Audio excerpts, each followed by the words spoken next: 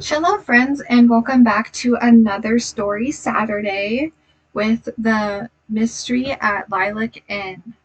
We are going to continue on with Chapter 11. If you haven't gone ahead and subscribed, please go ahead and do so so that you can stay updated with all of my Nancy Drew and mermaidness. And I already have the other 10 chapters on, so you can go ahead and skip to go there. And let's get back to Chapter 11.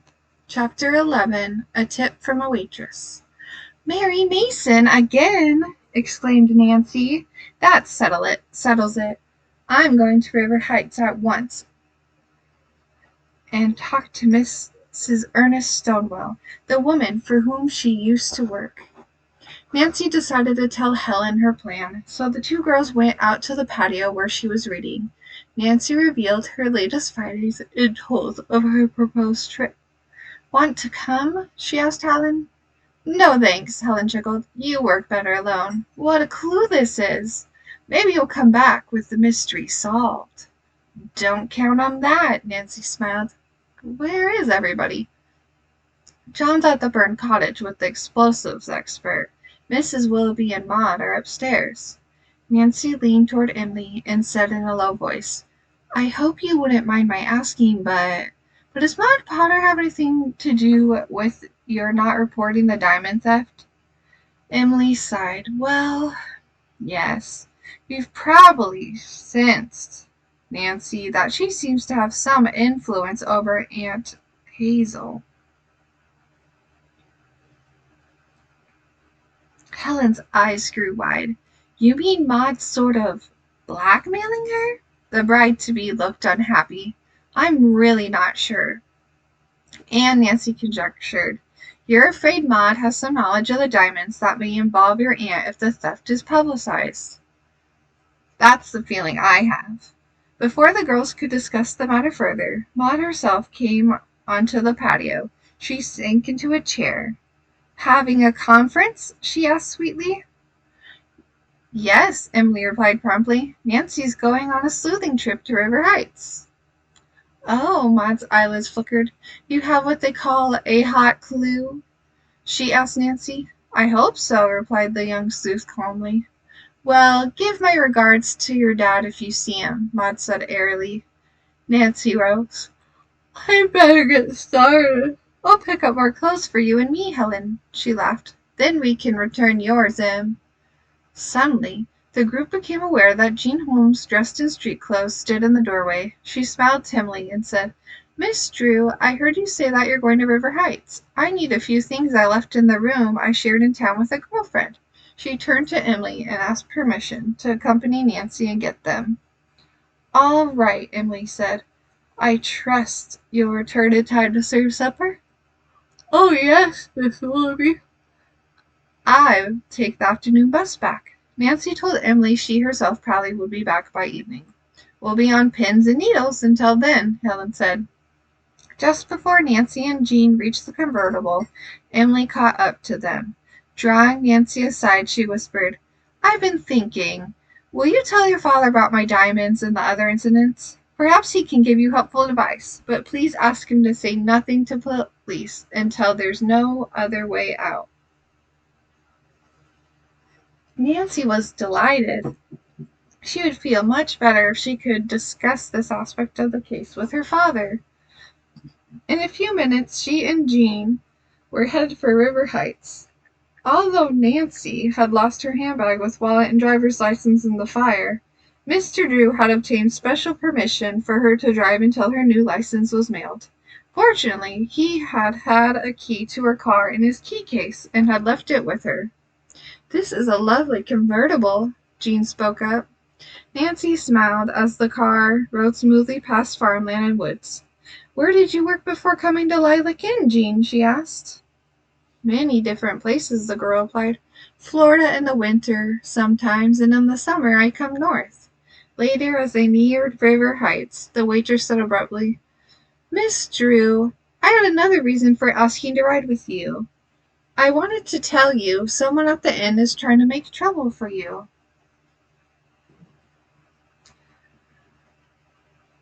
What do you mean? Nancy asked as they reached the outskirts of River Heights. Jean hesitated at first, then said she didn't want to be accused of spying. I think, she said finally, Mrs. Potter is up to something funny. Why? Jean revealed that twice she had seen Maud going into Nancy's room, yesterday at the cottage and then at the inn that morning. Really? Nancy tried to appear nonchalant. At what times? Jean was vague. She said that she had arrived at the inn shortly before lunch the previous day. I was unpacking in my room, Jean went on. I looked out the window and saw Mrs. Potter enter her cottage. This morning, she continued, I was at the second floor linen closet when I heard footsteps. I looked down the hall in time to see Mrs. Potter lock your door. Nancy's mind raced. Was Maud directly implicated in the strange happenings at the inn? For what purpose had she entered the girl's room? It struck Nancy as odd, however, that Jean would inform on the woman who had helped her obtain a job. To the waitress she merely said, Thank you for telling me. You and Miss Corning were lucky that you weren't hurt in the cottage fire, Jean remarked. Yes, very lucky.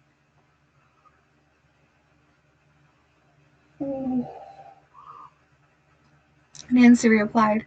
Evidently Emily had said nothing to the servants about a bomb being the real cause of the blaze.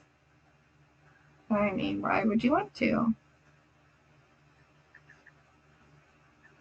Because then they might leave, you know?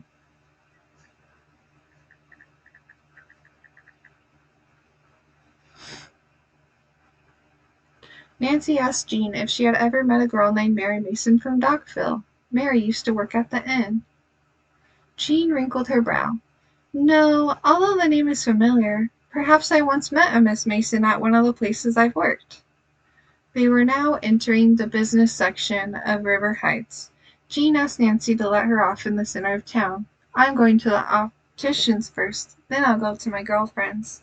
Nancy stopped near Berg's department store. Jean thanked her profusely and got out. The young sleuth drove to a nearby tea room for a quick snack. Then she continued on to Meadowbrook Lane, an attractive residential section where Mrs. Stonewell lived. Nancy soon spotted the number and stopped in front of an imposing Tudor-style home. She hurried up to the front entrance and rang the doorbell. A maid answered.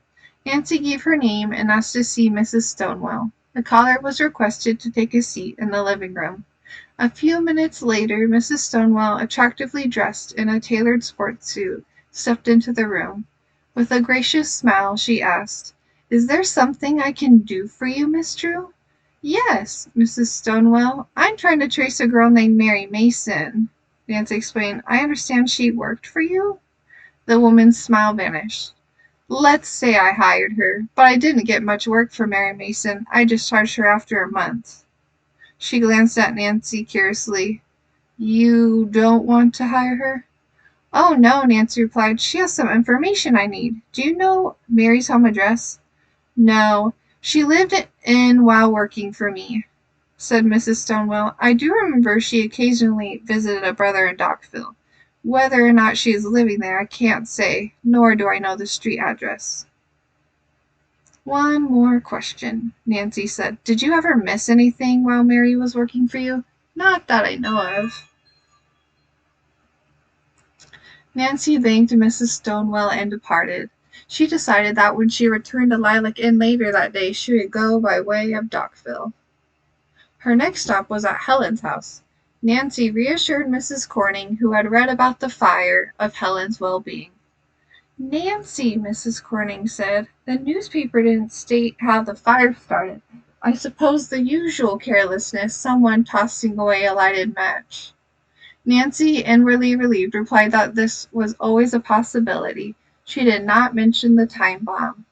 With additional clothes for Helen in her car, Nancy drove home. She found that Mr. Drew was out for the afternoon in connection with his case. When Hannah heard Nancy's account of the fire, she exclaimed, Even on a pleasure trip, Nancy, Danger follows you. She looked at the girl knowingly. And what about this twin of yours? Has she followed you to Lilac Inn? Hannah, you're becoming a detective, Nancy accused fondly. Seriously, she added, you guessed it. She even managed to fool a friend of Emily's fiancé, who's staying out there, but she vanished again. Hannah sighed. I'll certainly be glad when she's caught. I hope to do that soon. Nancy stated, after I pack some clothes, I'm going sleuthing in Dogville. She explained about tracing Mary Mason. That's a terrible place, Hannah cried worriedly. Oh dear, I'd better go with you. Don't worry, said Nancy. When Dad gets back, please tell him where I've gone. I wonder if it's like the ghetto, like the slums.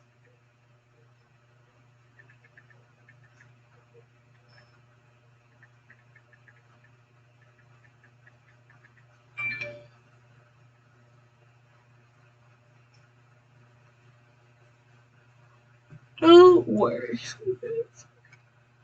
I'll be safe in the daylight. When Dad gets back, please tell him where I've gone. Nancy quickly packed a suitcase. She also took along her spare set of skin diving gear. Then, before leaving, she wrote her father a note telling the details of the jewelry theft. When she reached Dockville later, Nancy glanced about in dismay. She was confronted with row upon row of dingy tenements.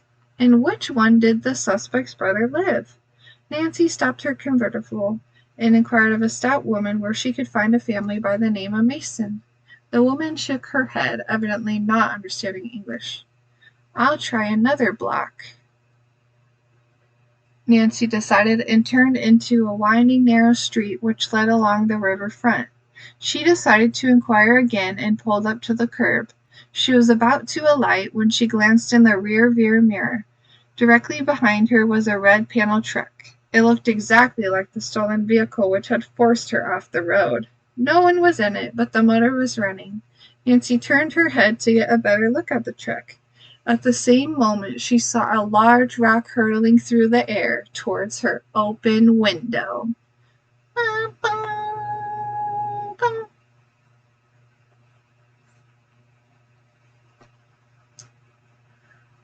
Chapter 12. A Daring Plan. Bang! The rock struck.